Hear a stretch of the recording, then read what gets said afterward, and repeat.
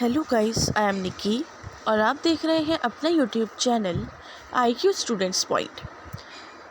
So guys, जैसे कि मैंने आपको अभी कुछ दिन पहले अपडेट किया था कि सेकंड सेमेस्टर के जो आपके सब्जेक्ट्स हैं वो आपको बता दिए गए हैं और आप लोगों के एडमिशन कब होंगे अभी उसके रिगार्डिंग कोई भी कंफर्म इन्फॉर्मेशन नहीं है, ठीक है।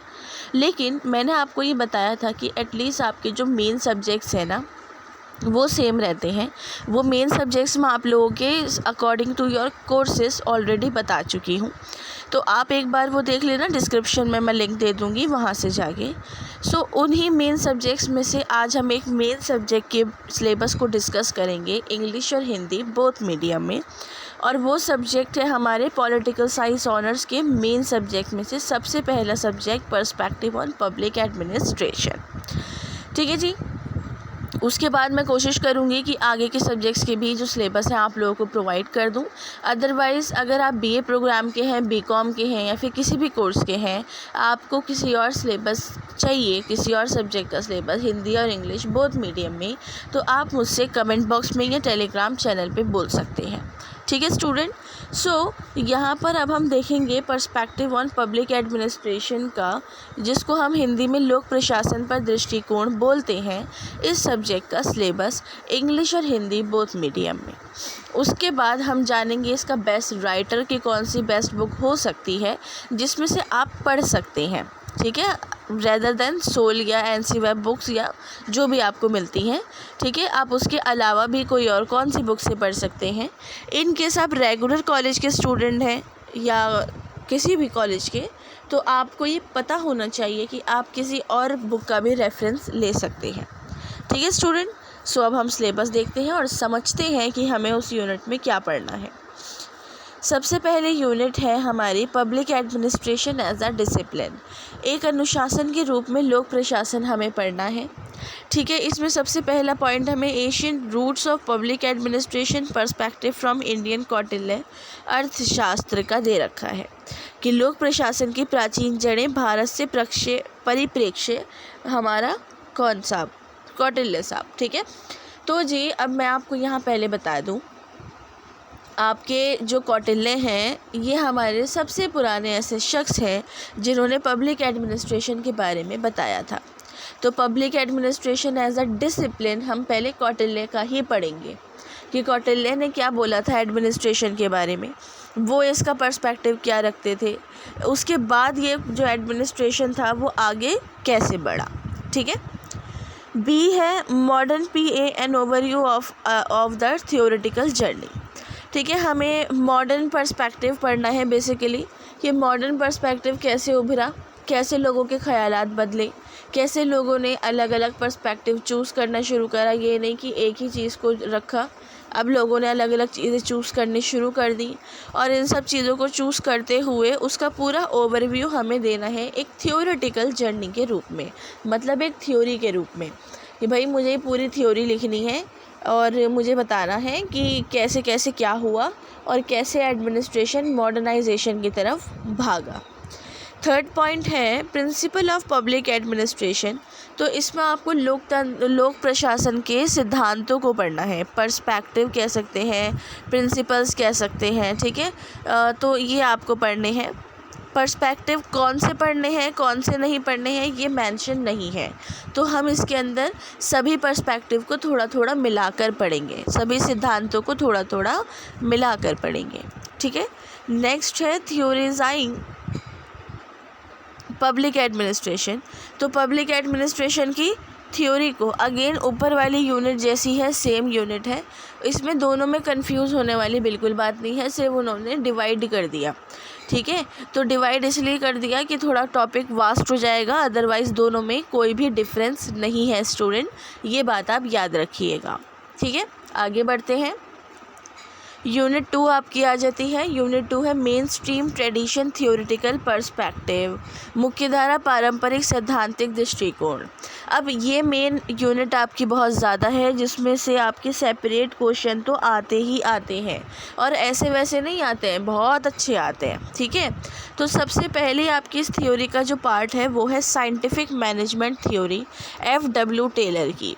F.W. टेलर जो थे, फेयोल टेलर, इनकी साइंटिफिक मैनेजमेंट थ्योरी है एक, उस थ्योरी को आपको पढ़ना है, ठीक है। उस थ्योरी में इन्होंने साइंटिफिकली चीज़ों को प्रूव करा है, उस थ्योरी में इन्होंने साइंटिफिकली बताया है लोगों के काम करने के तरीके वगैरह वगैरह। जैसे पहले क्या होता था, लोगों से 22 घंटे 23 घंटे काम करवाया जाता था, 18 घंटे काम करवाया जाता था, और उसके बदले में उनको रोटी के साथ प्याज या नमक दिया जाता था, वो भी एक वक्त पे। तो उसकी वजह से लोग बेचारे भुखमरी की वजह से या कमज़ोर होने की वजह से मर जाते थे। तो उस चीज़ को रखते हुए इन्होंने साइंटिफिकली प्रूव किया कि टाइम मैनेजमेंट ज़रूरी है लाइफ में, टाइम को मैनेज करो, उसके बाद इंसान को काम पर रखो। तो इनके बाद से ही जो है आज तक हम सिर्फ 6 आवर्स 12 आवर्स इतने आवर्स तक ही काम कर सकते हैं, अदरवाइज़ इससे ज़्यादा इलीगल है हमारे कॉन्स्टिट्यूशन के हिसाब से भी और इनकी थ्योरी के हिसाब से भी, ठीक है। नेक्स्ट है ideal type bureaucracy max weber की। मैक्स वेबर नौकरशाही को पढ़ाते हैं, बताते हैं कि नौकरशाही किस तरीके से फैला, किस तरीके से बना और कैसे आज तक चल रहा है। टाइप ऑफ नौकरशाही ब्यूरोक्रेसी की आइडियल टाइप ब्यूरोक्रेसी बताने कि भाई कैसे एक आदर्श प्रकार की नौकरशाही कैसी हो सकती है। फिर आती है हमारी human relation theory Elton Mayo की, मानव संबंध सिद्धांत। एल्टन मायो, अब एक चीज़ मैं आपको क्लियर कर दूं, ये सारी थ्योरीज़ जो है आपकी आपस में रिलेट हैं एक दूसरे से। अब जैसे ऊपर साइंटिफिक थ्योरी बताई गई, उसके साथ नौकरशाही बताई गई, तो ह्यूमन रिलेशन थ्योरी में साइंटिफिक और नौकरशाही दोनों बताई जाएगी कि भाई किस तरीके से साइंटिफिकली हम टाइम को मैनेज करेंगे और टाइम को मैनेज करने के बाद नौकरशाही को ख़त्म करेंगे, और इस सब को ख़त्म करने के लिए ह्यूमन रिलेशंस बहुत ज़्यादा ज़रूरी है। एंड ऑब्वियसली बात है, किसी भी चीज़ को, किसी भी बात को ख़त्म करने या कुछ भी करने के लिए आपस में रिलेशन अच्छे करने बहुत ज़रूरी होते हैं, ठीक है। आपका रिलेशनशिप, आपकी बॉन्डिंग बहुत अच्छी होनी चाहिए। अब रिलेशनशिप बेटा गलत मत लेके जाना, रिलेशनशिप हर तरीके के होते हैं, ठीक है। तो वो चीज़ अच्छी हो करनी है, वो बहुत इम्पॉर्टेंट है। उसके बाद आगे जो हमारी रिलेट होती है वो है रैशनल डिसीजन मेकिंग। तो डिसीजन मेकिंग में क्या चल रहा है, ये बोलते हैं कि हमें हर चीज़ का डिसीजन लेना चाहिए। मैं कुछ भी करूँ, मैं पढ़ाई करने बैठूँ तो मैंने उसका डिसीजन लिया, उसका प्लान बनाया और शेड्यूल बनाया, शेड्यूल बनाने के बाद ही मैंने उस चीज़ को स्टार्ट करा पढ़ना, ठीक है। तो ये होता है रेगुलर रैशनल डिसीजन मेकिंग कि हर चीज़ के डिसीजन, हर चीज़ का तर्कसंगत निर्णय लेना चाहिए कि भाई फाइनल डिसीजन ये है।